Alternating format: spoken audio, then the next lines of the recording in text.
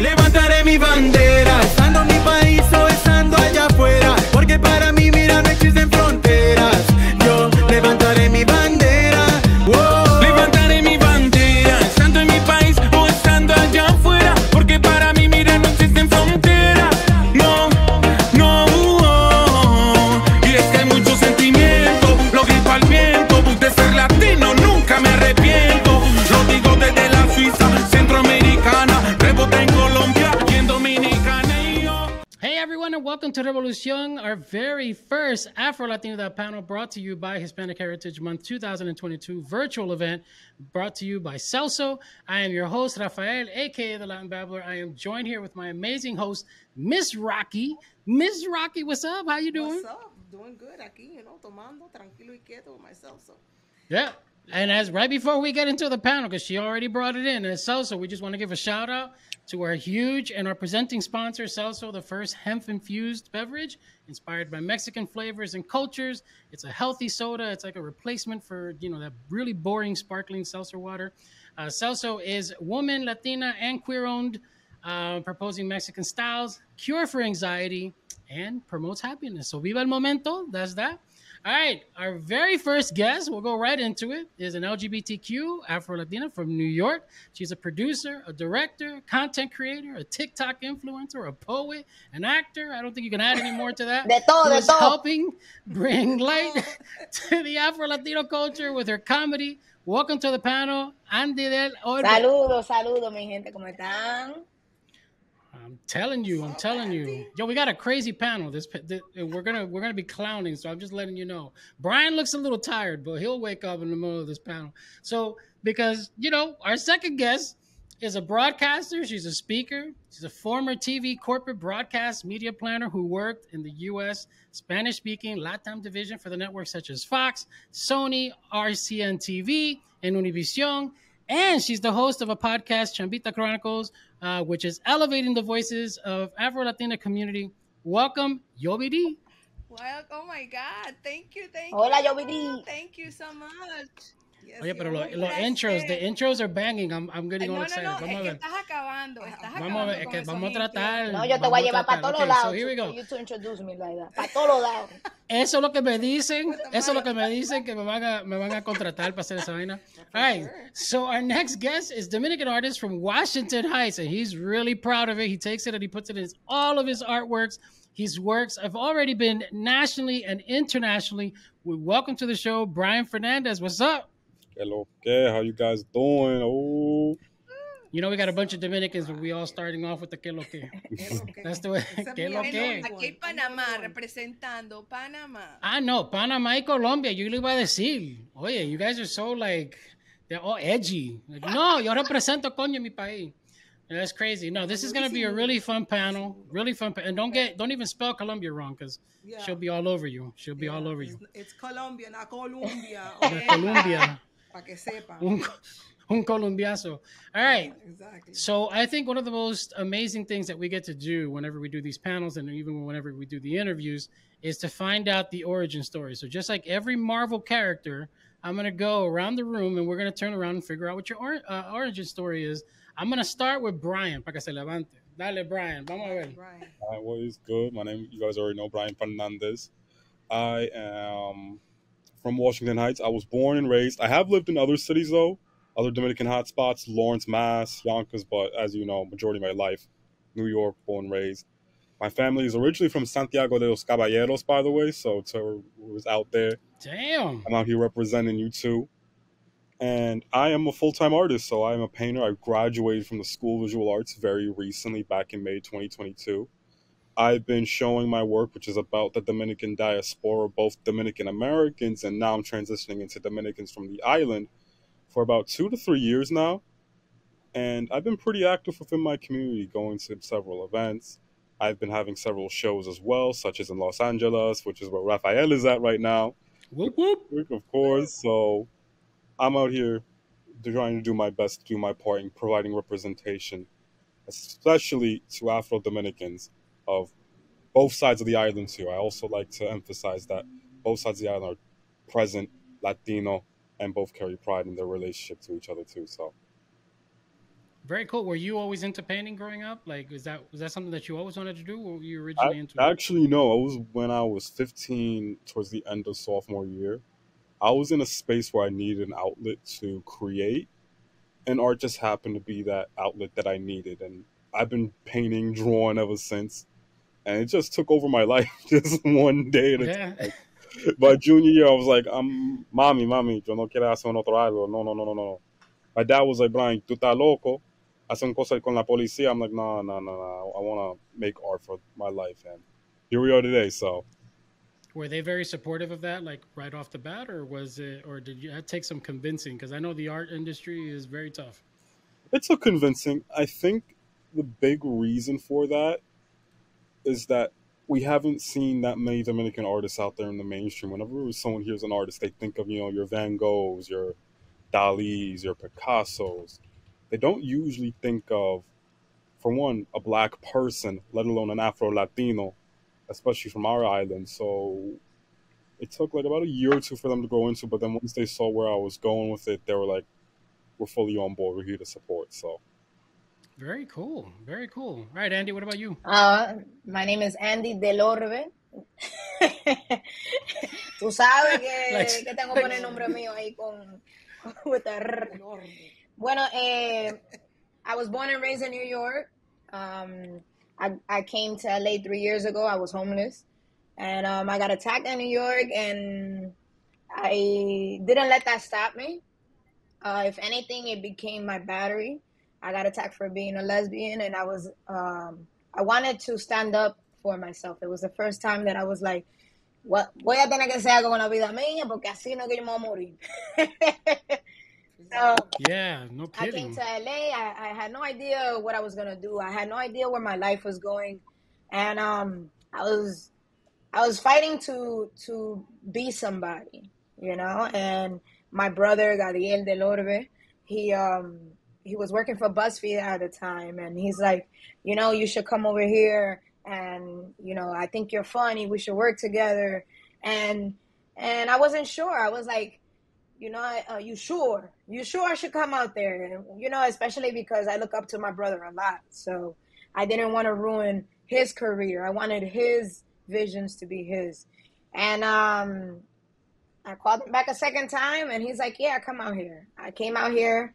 I started to freelance for BuzzFeed. I started to make videos with my brother. People found us funny, our dynamic.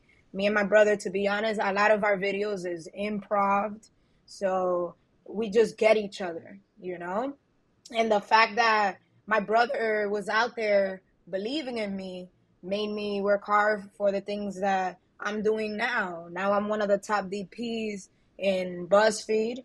Now I wrote a script for a movie about my life, and these are things I never imagined. The things that I do, I don't do it now.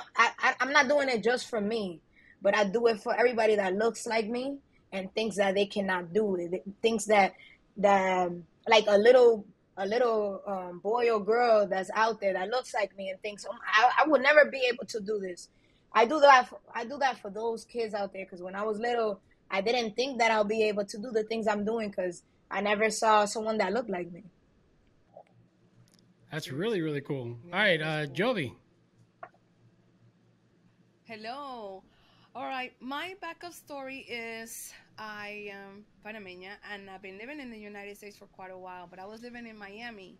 So Miami has a different atmosphere from LA. That was the shocker. When I landed in LA, it was just like, ¿y por qué tú hablas también el español? And I was like, excuse me, what? Yeah.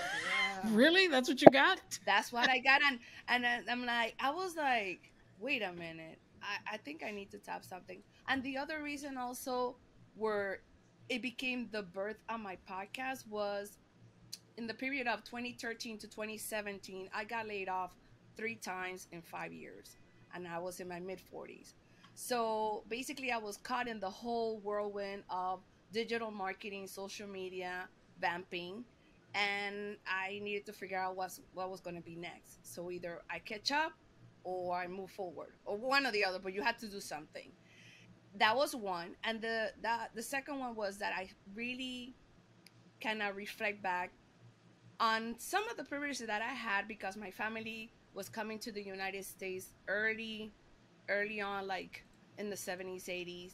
So by the time I already had my papers, and but I was in environments in corporate America where I was either the only black woman, the only woman of color in these spaces, in the boardrooms, in traveling and being around other executives, talk shows, you name it. And I was like, what is going on here? What is I am I I am grateful that I was in those spaces, but I was like, okay, there's something going on here that I'm missing. So needless to say, I was like, okay, I came back in LA and I was like, okay, let me talk about this. Let me figure out what I want to contribute or how can I help somebody else to be in the spaces and not, that narrative of, ay, la primera, the first, let's change that up. Why we have to be the first in this space or the first in this title and hitting this glass ceiling or this wall of we only make it this far, but then when it comes to decision making or contributing to the narrative, it's just there's a stop right there. So that's how it all evolved with Chavita Chronicles, creating that content in Spanish for otras Afro Latinas to feel pride. Because Absolutely. I'm not taking anything away. The conversation is out there in English, and that's great. But also that representation that, hey, we do speak Spanish and we come from different places. See?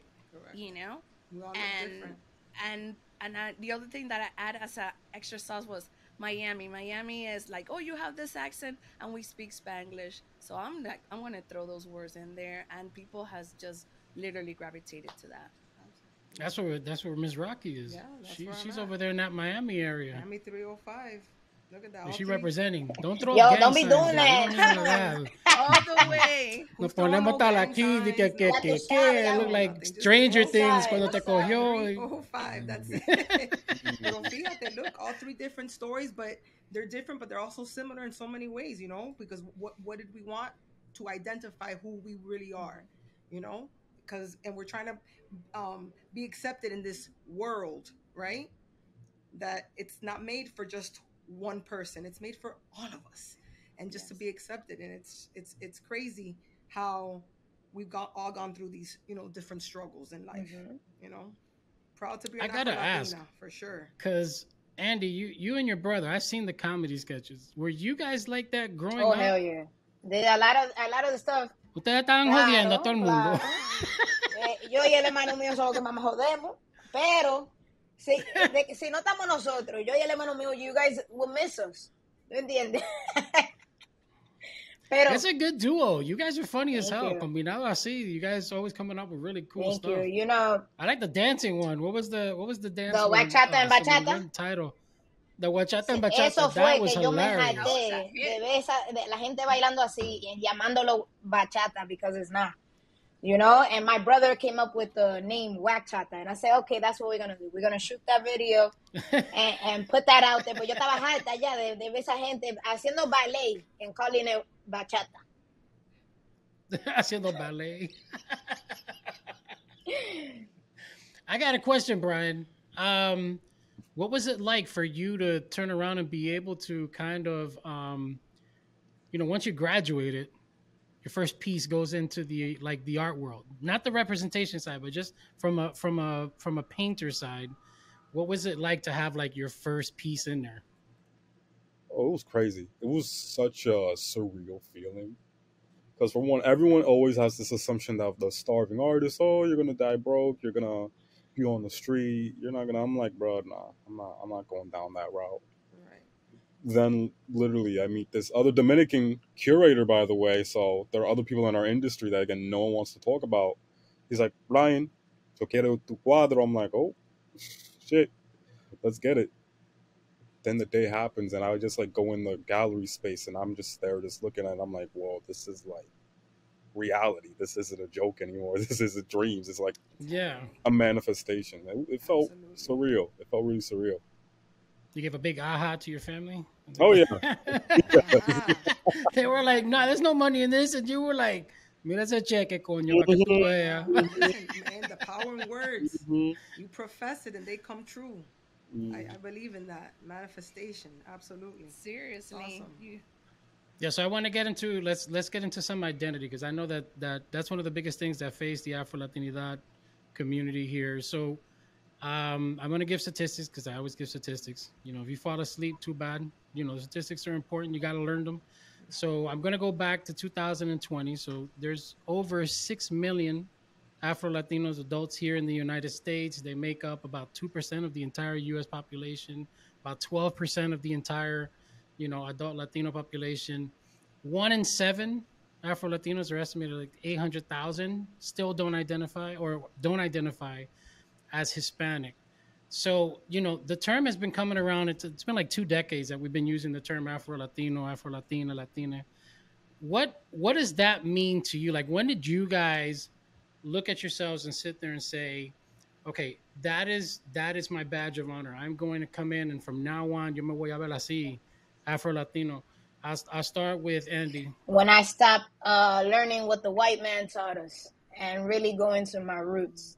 So I started to learn about the African gods. And because I got raised from light-skinned parents. My stepfather who raised me, to me, that's my dad, blanquito, and so is my mom, blanquita. And I was the only black one in the house. And for a long time, I didn't identify as black. And I didn't see myself within my family because I was the only black one, And as I got older, I learned that it was okay for me to look like how I look like. That there's white people trying to look like me, by injecting their lips, by getting tans, like curling their hair, and I was being raised by a mom that is light-skinned. There's a lot that I didn't know. Like, I didn't know how to take care of my skin or my hair. And these are things that I had to learn, with past relationship. When I dated someone of my complexion, and they were like, what, you don't know that you had to wear this lotion or this is the best thing for your hair. And I it hit me like, oh God, I didn't know all these things that would have helped me throughout my childhood. And I decided I'm going to learn my own things and stop learning what I'm being taught, because what I'm being taught is not helping me. I'm learning something that I can identify with. And when it comes to my Latinidad, I don't leave that nowhere. Porque muchas veces me han dicho a mí, don't speak Spanish. Cuando yo estaba at work, in the military, at school, then, like people felt uncomfortable with me speaking Spanish. And I'm very hard-headed. I'm the type of person, tú me dices que no haga algo, yo lo voy a hacer. Lo va a hacer. Yo sí. Como cada latino. ¿Tú sabes por qué? Because if I'm not hurting nobody, then I'm gonna fucking do it. There's been times that people try to limit you to do the things that is called for you. For example, if my brother would have listened to a lot of people telling him, no te la lleve para allá, I would not have the life that I have right now. So, en verdad, yo siento que la gente tiene que don't only take in what you are taught, but also dig deep into your history. My last name is Del Orbe. Not so long ago did I learn that anybody with Del in their name belonged to a slave owner had their slaves, and they named their slaves out of their name. So that means that the Orbe family named their slaves Del Orbe. So even that has been taken away from me, where I need to dig deep to find my origin, like my last name, like where does my last name actually come from? Or what is the name that my family had before it was changed? Yeah. Bryan? I would say when I had realized that there was no way those two aspects weren't going to ever affect my life. I'm only 22, but even at this young age, especially in both America and DR, I recognize that at the end of the day, I'm going to be black.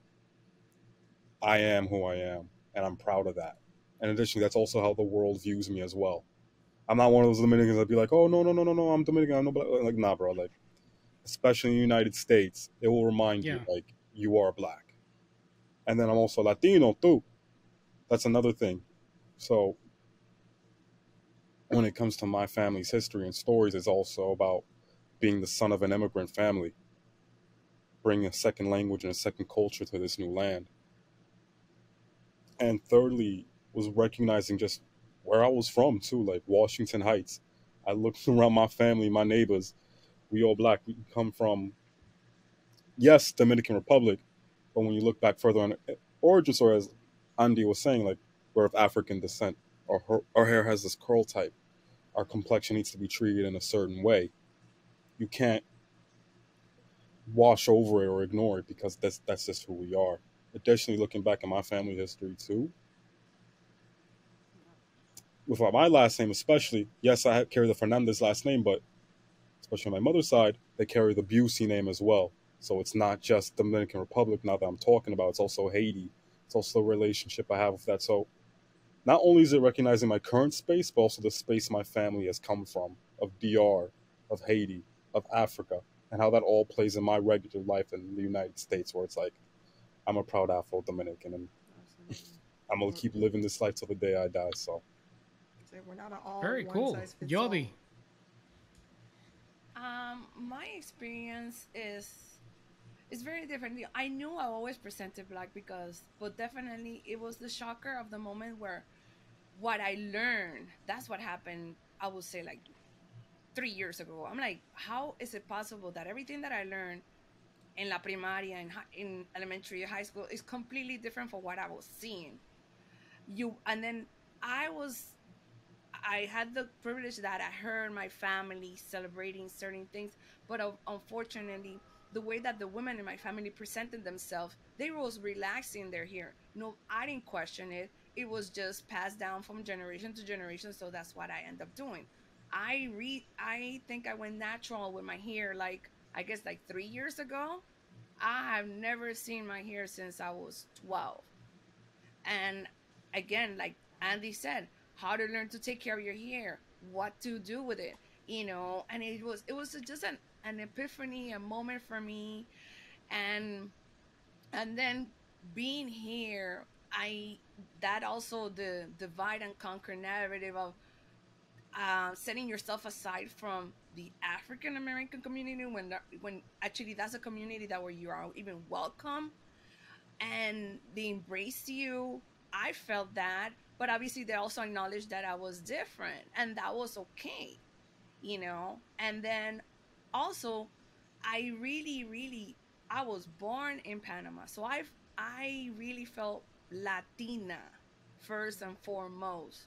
When I heard the term Afro Latina, I'm not gonna lie, and I know because there's there's a just I have a sentence on that I was not keen on on that label, and I was like, why aren't we all? But then when I understanding socioeconomically, yes, we may all be Latinos, but economically we're not sitting on the same table right now. Mm-hmm.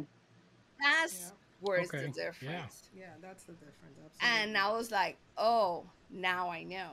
So that's where we have to elevate, because again, the decision making, the funding, the projects, the narrative that is being written, what I'm seeing and what motivates me to invest, and the spending power that we have as a collection is totally different.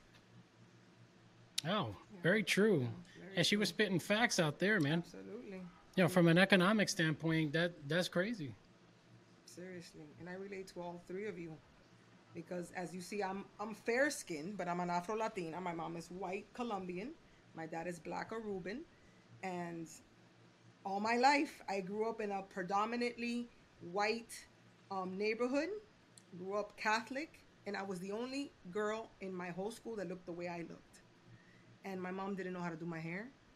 I had the little fro. And, she's like, bueno, you know, say, I don't know how to do it, whatever. And she would just, I look like Michael Jackson. That's the way I went to school. Until one lady told her, oh, relax the hair. ¿Para qué fue eso? So I know, I understood it. And it was then I was like, why doesn't anybody else look like me? And that's when I started to identify. So I get it. Like I said, all of our stories are different and they're the same at the same time, right? So I wanted to ask you guys. Let's start with Bryan. Who are some of your Afro Latinos that inspired you growing up? Well, that's a good one. That's a good one. Hmm. I'm gonna say Romeo.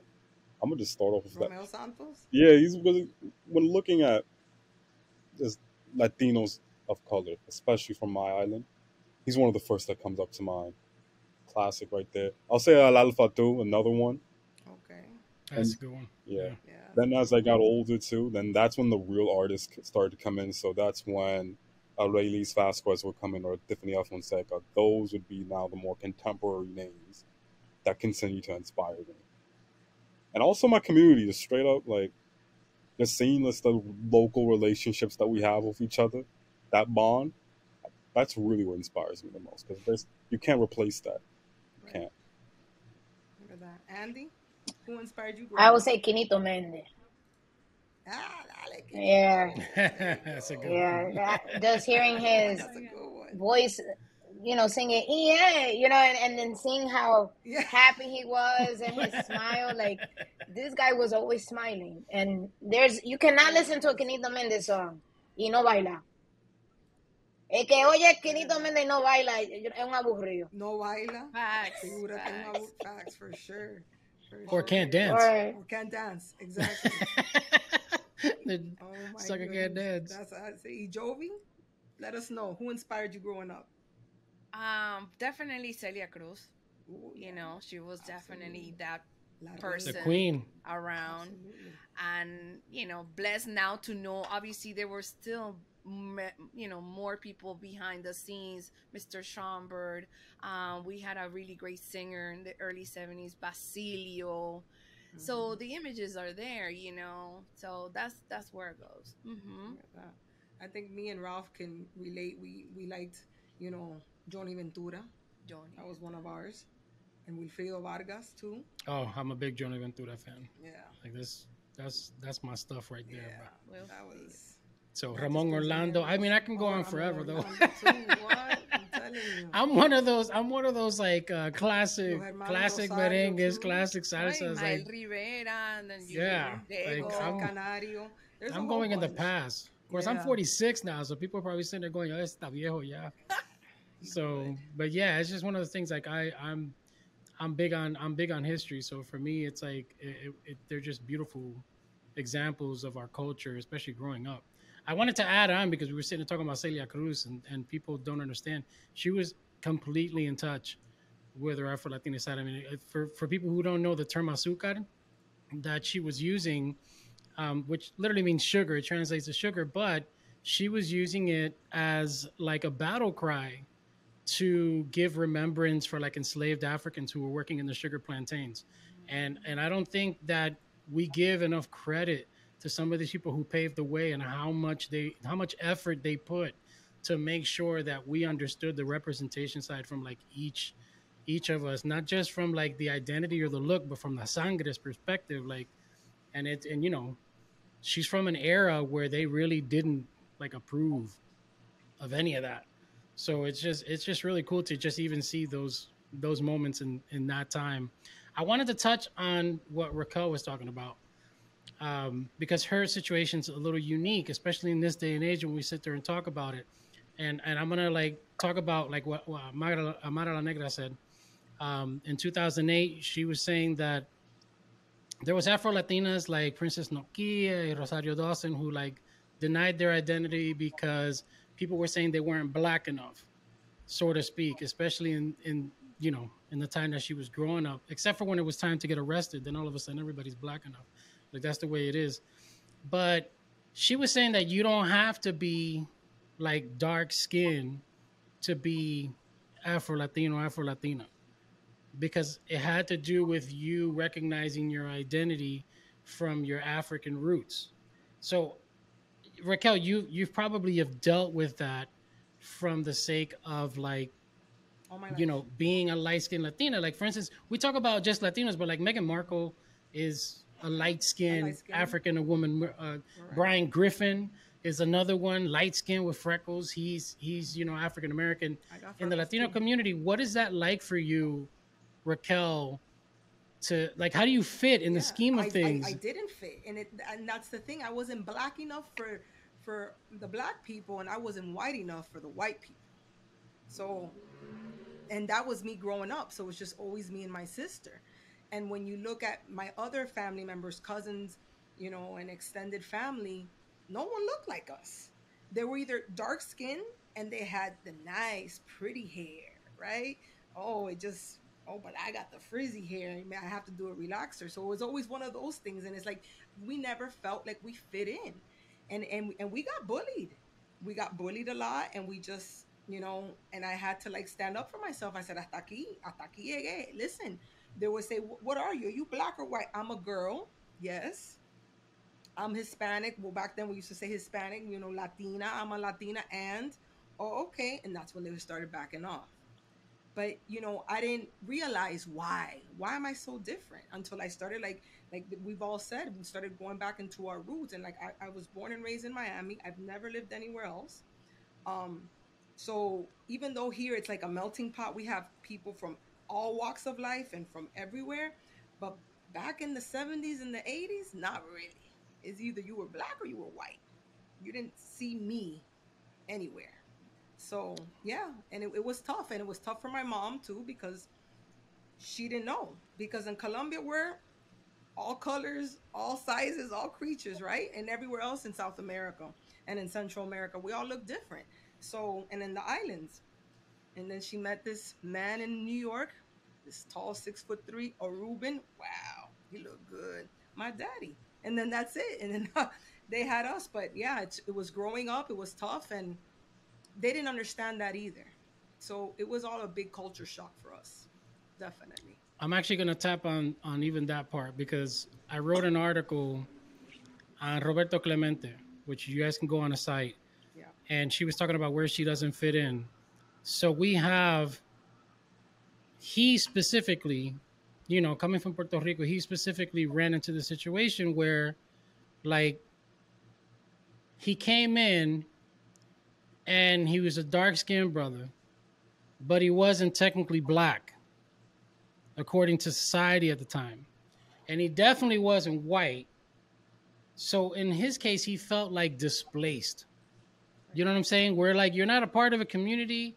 Your own community is treating you differently here in the United States because they don't treat you like that in DR or PR. You know what I'm saying? Like, so I'm curious from you guys, do you guys experience the same thing? Like, has the African community like embraced you as part of their own as well? Or how is it working for like you and the Latino community? Because those are two different communities, even though they have very big similarities. I'm gonna start with you, Jovi. I'm gonna say that yes. The thing is, like, it's education. That's really what it comes down to. I was embraced by the black community, but they were like, "Oh, you have this accent. You must be Spanish," or that's what they used to say. Or, and it's a different. I come from also. I was my hometown is Miami, Florida, 305 Dade County, and it's a different bubble or space there versus being in LA. But I was welcome, and I guess I was blended better said than when I'm here in LA. Is yes, you're here, you have this accent, and make this accent my power. The way. Y when I'm with the Latina or Latina community, is like you are Latina enough, but you're different. Right. So ni de aquí ni de allá. But then when I go to Panama, also I was questioned one time. They were telling me, "But you don't look Panamanian." But I'm like, "What Panamanian is supposed to look like as well either?" You were getting that in Panama too? Yes, because they sensed Wow. like I was just my presence. Me dice, "Te ves muy americanizada," or "You look Really? different, Joey." Oh, That's what I got. fíjate. Joey, can I ask you a question? Sure. So this is more Miami specific. Yes. Now you mentioned Dade. I know there's also another county called Broward. Correct. Did Broward you County, which is Fort Lauderdale. Yes. did this experience translate into the other surrounding counties such as Broward? Right. Well, Dade County has this essence. Miami 305 has this essence for itself.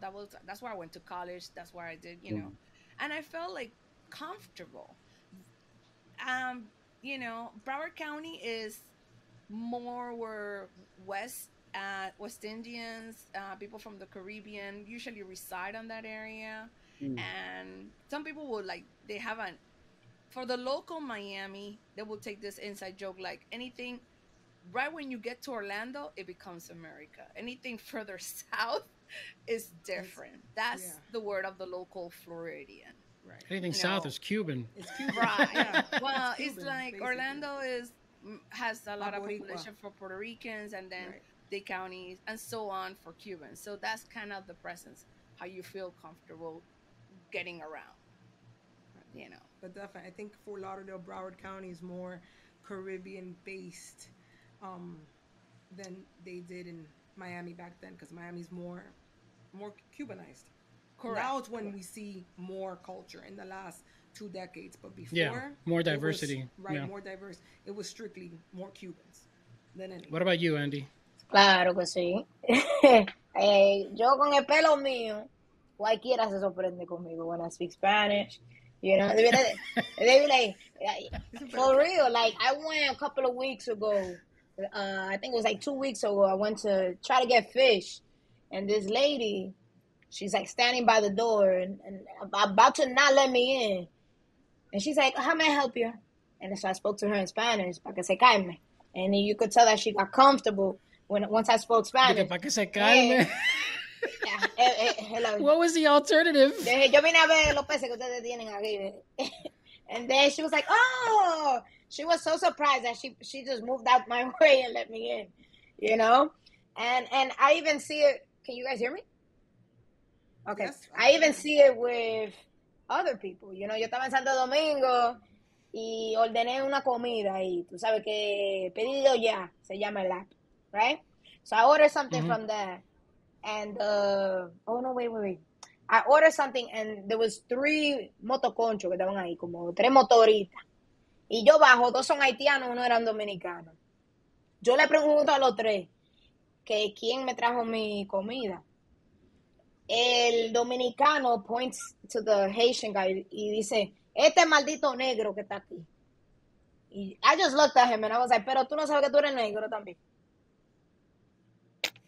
I always wondered La that. ignorancia. I've They're seen racist that. against each Ajá. other. I mean, we see it in our own family, though. Mira. Like, it's one of those things. Like, Mira, cuando yo voy para Santo Domingo, lo más que le gusta le decir a la gente allá es, no, yo no soy negro, yo no.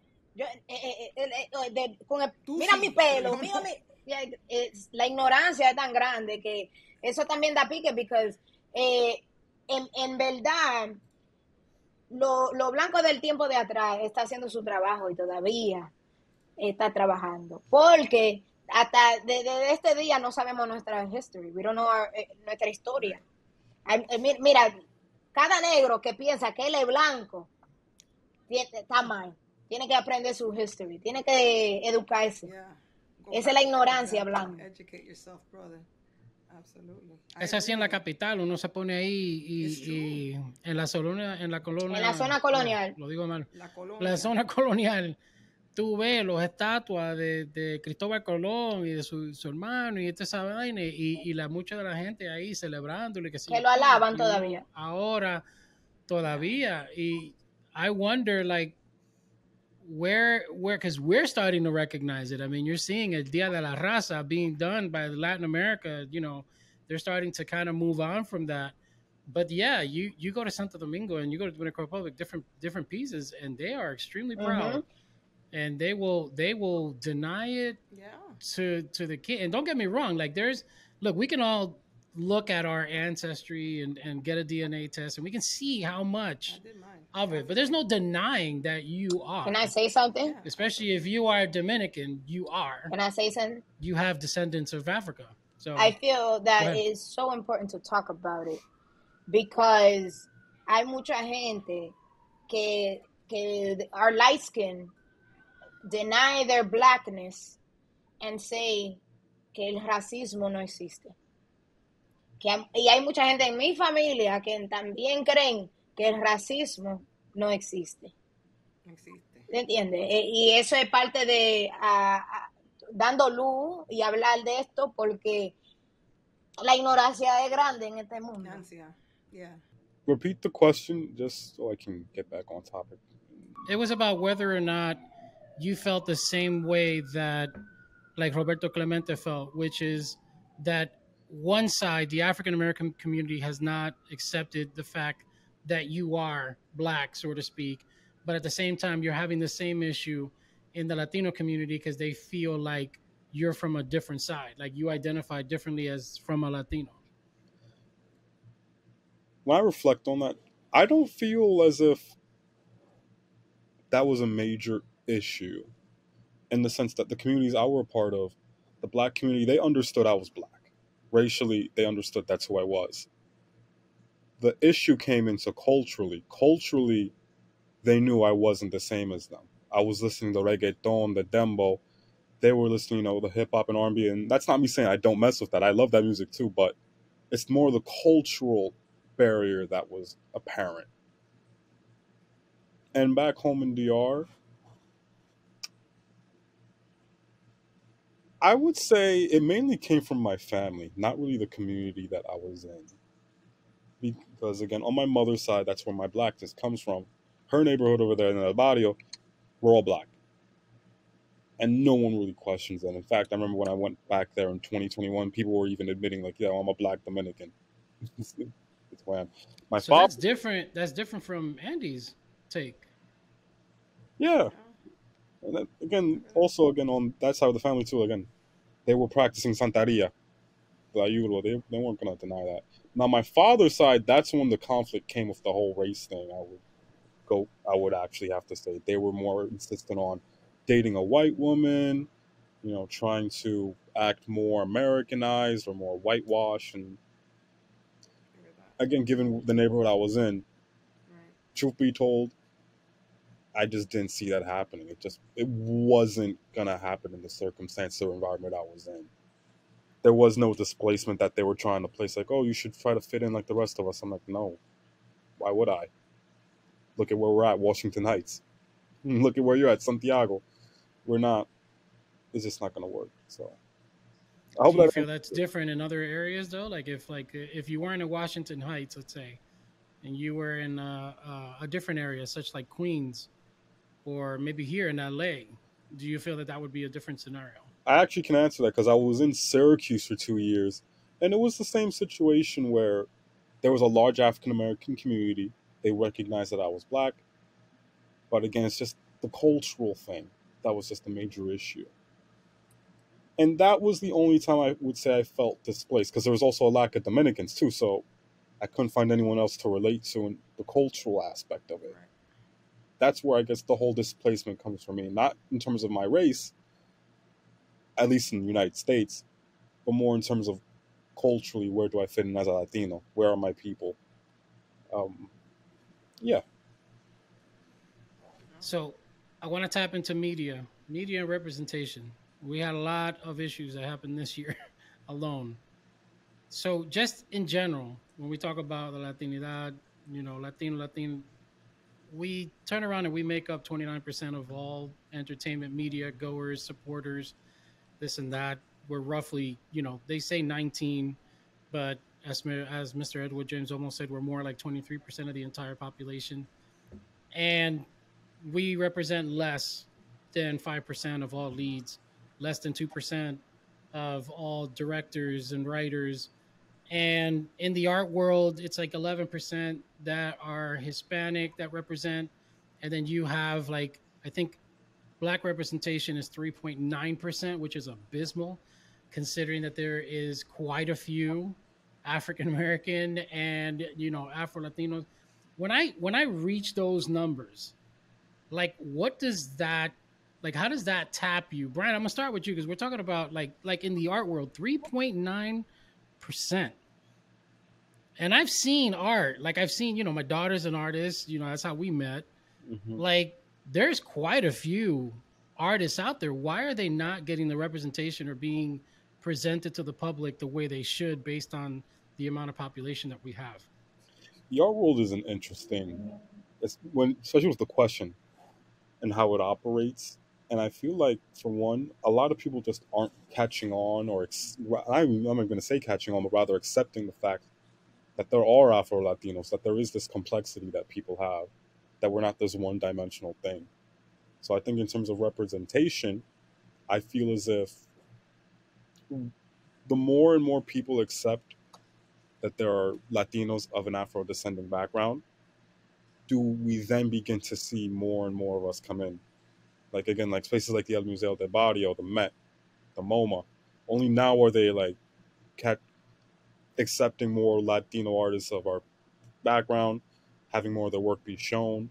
That, again, 20 years ago, you wouldn't even see. Like, look at a place like the Met. They actually had a lot of controversy for some of their exhibitions back in the past, like of Harlem and representing the Black community there. Yeah. They did it horribly. Now they're getting Latino curators, Latino gallerists. So it's really growing and evolving with the times, and it's starting to fully realize that we are here. We need to have more people here in our spaces, and we need to make sure they're represented right. Because, again, this whole, the art world likes to make things a trend, but fact of the matter is we're not a trend. We've always been here, and it's about having their eyes be open to us for the first time. All right, Andee, what do you think about that? I think, in my experience working in media, listen, I'm not racist, but I'm gonna sound racist as hell, but I'm just being realistic and putting it to the table. Porque la cosa se tiene que hablar. But you have white people hiring Latinos to play and tell our story, and the people that they hire are white Latinos. So you want, for example, in the Heights, it was a lot of white Latinos. But if you go to the Heights, it's a lot of Black Latinos. I know because I come from the Heights. So, and I'm not bashing nobody. You know, I'm glad that something is out there for us. But it is upsetting to want to tell an Afro-Latino story and using white Latinos to do it. And some of these white Latinos ni saben hablar español. They be like, yes, I am Latino. You know? You get what I'm saying? And that's kind of frustrating. We're going to lose our language like this. You know? And to me, if you want to tell an Afro-Latino story, hire Afro-Latinos. Hire and let somebody that's Afro-Latino tell the damn story. And that's a part of the problem. People feel more comfortable hiring un blanquito que un negrito. And that's fucked up, but that's the world we live in. We live in a world that they rather have somebody that looks way lighter than me represent a Dominican than a Black Dominican. You know, like, I'm just giving an example, pero para mí el problema es la gente the people that hire. We having white people tell the casting. Yeah, people, we're having white people directors tell Afro-Latino stories. So of course it's gonna be a disaster. I thought the you same know. thing. What do we go back to the what we were saying though with what Amara said? Like, if would you incorporate that? Does it matter then? Like, if they turn around and say, like she says, you don't need to be dark skinned in order to represent the Afro Latinidad community. Does that make a difference when it comes to that discussion? I think that you should, at least, if you're gonna tell an Afro Latino story, at least have some Black people in it. You can tell, you have, like my mom, ella Latina, Afro-Latina, pero she's light-skinned. Yeah, you can tell a story, but don't just put everybody in there as a white everybody Latino, who look like J-Lo color. That's a part of the problem. Why can't we make the main character Black? Well, instead of the person that cleans is the Black person. Why can't we make the main character Black instead of, or a doctor, or instead of the janitor? It's the things that we put out there. And when it comes to Blackness, we try to give that role to a very low vibration, and that's a part of the problem. Yeah, I agree with that. We should be bringing our shit higher. There's Black doctors, there's Black lawyers. I know a lot of great, talented Black people. Like, and I mean, we seen them right here, by the way. If you're paying attention to the Yeah, of panel. course, of course. Exactly. You know, Exactly. but You I'm can't just, be you naive. know, that's the thing something too, that right? I feel like a lot would make sense if we get the right people and hire the right people. I'm not saying make your whole cast just dark as No, I'm of not course saying not. that, but I'm Yeah. saying, yo, give better roles, raise black people's Portray the story how it's vibration. supposed to be. You get what I'm saying? Give Like, substance. for example, growing up, yo veía Chica, La Silva, and anything black, they were the servant, and they were being mistreated. And this is what we're teaching society, because we're seeing that, we think that that's okay. To the point that my mother has watched so many novelas que habla como que ella está en la novela. Esto es lo que me están haciendo a mí. Yo sabía. You know, like, yo, that shit is fucking tiring. That shit is all fucking dramatic tiring, and man. shit. I mean, my bad. Yeah. Perdón, my bad. Es que eso me da a mí, coño. Yo estoy harta de esa vaina. I need Andy in my entourage. That's it. No, I'm telling you, when I said we were going to be clowning on this thing, Oh it's, my- Es que it's She's insane. stating facts, For real. Pon a Mara la Negra, For pon real. Zoe Saldana, pon Rosario Dawson. For Like, real. Afro Ponme a mí, Latinas, Andee Del I mean, Orbe, for real. coño. Sí, Andee Del Orbe, Leslie Grace, like let's Yo, go. and The list goes on and and to be on. honest, experiencing this, like, for example, I gotta watch what I say. D. But I came Yeah, up with an idea, right? And the idea that I came up with went all around. It went mega viral, and it was posted as if a white woman came up with the idea. And I'm Really? And listen, Careful, I'm being careful because I gotta be careful, but that shit really pissed me off because it was my idea. I was bored one day and I was like, yo, déjame hacer este video, and it went mega viral. I have 19 point something million views and plays, you know, and the credit was given to a white woman, and it was my idea. Wow. Why? Because she posted it or something No, like that? How did that end up happening? She copied me, so she did the same shit I did, and it was. And they gave her the credit. Got it. And I was very Oh, pissed off that's because crazy. You should be. you know, in the future I'll be able to talk more freely about it. When she puts out the documentary, I'll be able. Yo ahora no puedo. the Andee bio Chronicles. Deme uno cuanto. But you know, it's just, and you know, the reason why is like it comes from it's very close. You know. Yeah, it's personal. You know, and it's the and word. it's like It's personal. you have your own people and you don't even represent your people. You give the credit to someone that you don't even fucking know. Yeah. And if you would have done your history, if you would have looked, The due diligence. if you would have done yeah. your bio and shit, you would have seen that the person that created that video was me. And I'm pissed off about that. Yeah. Yeah, Claro clearly. que sí. Yo sí. Andee for Ella president. está. She's on an investigation. We're about to go find this Deme unos out. cuantos meses y yo voy a decir todo. It's gonna be in the. It's gonna be. We'll talk about it in a second. Don't worry about it because I know where you're gonna put that. Yovy, I want to get you. I want to have you get the last word on that topic. Okay. Media representation. Well, yo voy ahí con Andee. I always felt I was raised with my grandmother, con mi abuelita, so she was watching novelas. So, but I was like, always like, why can I be the best friend de la protagonista? Why, you know, por qué tengo que ser? And I'm not taking this credit of the, you know, the stereotyping that they put us on. And I was like, come on now. There has to be something better for that. And I definitely believe that, as I said, I think it was a comment on a website that I'm like, okay, where's our own Tyler Perry? You know, if that's what it comes down to, create our own content. I agree to that. Because literally he took the decision, I'm like, okay, I'm gonna make my own stuff. I'm gonna write it, and I already have the niche of the audience that I need. And guess what? He's like, I don't need Hollywood. Well, but he did his own thing, and I think that's where we have to step it up. I understand that we have several organizations, but we really have to come together. That's what I have to say. Yo sí creo. Absolutely.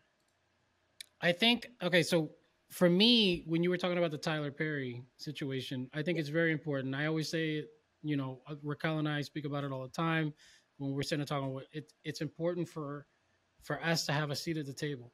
It's one of the biggest things. Like, we, for whatever reason, we keep ourselves from those opportunities, because I tell people all the time, it's not the ability to sit at the table. It's the ability to make the decisions while you're on that table. And what are you doing for your people to be able to kind of improve the situation? A lot of people take that table for granted. They just kind of ride with the situation. Look what happened with Lin-Manuel. Obviously, his heart wasn't the way it's supposed to be for like what you guys were talking about for In the Heights. But the people he was working with just didn't pay attention to the situation. And he's just trying to make movies. And you see what he did with Encanto, where they're trying to do the representation. But he got put in a situation where he's the one that had to apologize, because it falls on him. It's his script, it's his play, his representation, technically speaking. And I think in our case, yeah, we need to start building our own tables. I think the only way to really get that representation out there is to really start bringing in everybody and kind of build our own kind of like knights of the round table, so to speak. Yeah, we gotta do it ourselves. So I'm glad, because like the right people at the table too. We don't. I agree with that. Yeah, you can't have the people making decisions that don't exactly benefit the community. When Andee's saying, some of these Dominicans out there, I'm like, nah, bro, you gotta stay back at the crib real quick. You can't come out. just stay there. Yeah. Be like a Forrest Gump. This seat's taken. Taken. All right, I want to ask before we close, what projects you guys got coming up. So I know, Andee, you were just spilling the beans. So I'm assuming that information is going to be in the project you got coming up. So why don't you tell us about it? No, I'm making a movie about my life. I'm gonna make a lot of them, of course. Pero esta específicamente, it comes with my African roots. So not gonna say too much about it, Pero you give everything away. Afro Latinidad. But we get the trailer. We get the trailer. Esperen el trailer, que va a ser una vaina bien. Exclusiva. ¿Me entiendes? And we get the exclusive. We got the exclusive on sending it out. Yo sigo haciendo proyectos con el hermano mío y quiero seguir haciendo más cosas que representa people that look like me. I don't know. I want to stay motivated. I want to stay busy. Ya yo duré como un año cogiéndolo take it easy. Ya yo voy a venir dura como un palo. Bueno, si necesitas un Afro Latino, ya tú sabes. Yeah, you gotta hire Ms. Raqui. Es que I'm only hiring Afro Latinos. That's it. Bryan, what about you? That's it. So, two announcements then. This December, I will be a part of Untitled Art Fair during Miami Art Week, so I'll be out there. And January, I'll be having my solo show debut in Los Angeles, so I'll be out. Oh, there you go. Hey. Look at that. So we got to turn around. We got to meet up. Jovy's here too. So we all got to just get together. Go ya tú sabes, celebrar. All three of you guys are in California, right? Mm-hmm. All four of you. Yeah, but I don't know where Andee is. Yo estoy aquí. Pues no me estás buscando. Yo estoy escondida por ahí. I'm in Miami right now. Está por ahí. Nah, I live in Inglewood. Oh, yeah, you close. Don't be throwing up no gang signs, okay? Ya tú sabes. I have... bueno, buenísimo. Me encantan los clips que tú haces con Gadiel. Gracias. And the one that you did about the Home Depot personage, it was really, really cool. Eso me pasó esa misma semana. Fíjate. Y yo dije, esto va a ser un video, pues yo estoy hype. Yo me hype. Te quedó buenísimo. No, es la verdad, That's y pasa funny. cada rato aquí. Yeah. Como tú le hablas español y se le olvida el español a ellos. Como de tan surprise que están ellos, y se le olvida el español a ellos. You can find me in Clubhouse on October 7. Vamos a hablar de la historia de Panamá. We're going to put it together because obviously really cool. HM History, Latinx Heritage Month. That's what I want to say. And soon I'm going to be featured in a magazine by an African American woman, but she is amazing and she is supporting the Afro Latino community. The magazine's name is Tesson Magazine. Okay. So it's like owned by Black for Black, you know. And it's really Very cool. Yes. Yeah. And Yovy, Miriam says hello. Ah! Yes. That's my friend. I know. Yes. So she says hello. She was just writing to me. She's like, tell Yovy say hello. See, that's me. Thank you. Small world, coast to coast. I'm gonna be in Andy's movie. Ya tú sabes de una vez. Ya tú sabes. My little chili. You can give me the role Lin-Manuel had. I'll be the piragua maker. Like, we'll just turn around. No, not Fanati, yo quiero ir para Entra Santo ahí. Domingo to shoot my film. There you go. Oh, that'd be There you nice. go. Pa' allá That'd be también. good. This Dale. was fun. Así Tienes que es, hacerlo boy. de nuevo. Absolutely. Well, guys, if everybody wanted to get in contact with you, let's go ahead and let's talk about Andee. Where's your? Let's talk about where can they find you? Facebook, Instagram, Twitter. I have Give 'em everything, your- and everything is Little Dude, but it's spelled LITODOOD. Como los latinos dicen Little Dude, Little Dude. Lito, dude. So that's how they I call was me. wondering where the name came from. There you Ya go. tú sabes. Now we Bryan, know. That's what they call me in Harlem, Little Dude. little dude. Okay, I got you. All right, Bryan, where they can follow you and get your contact information from? Where can they go? You can go to my Instagram at bryanfernandez.studio on Instagram. And I also have a website called bryanfernandezstudio.com. All the artwork's there, all the contact info's there, and all my latest news is on both. So make sure to pull through. Awesome. Very cool. Jovy, let them know. Okay, you can find me on Instagram at YOVY_D. And the podcast, of course, Chombita Chronicles, is also on Instagram. You can find me pretty much. I'm across the board. Rafi knows She everywhere. She everywhere. She just look up Chombita She Chronicles. And she worldwide, man. YOVYD.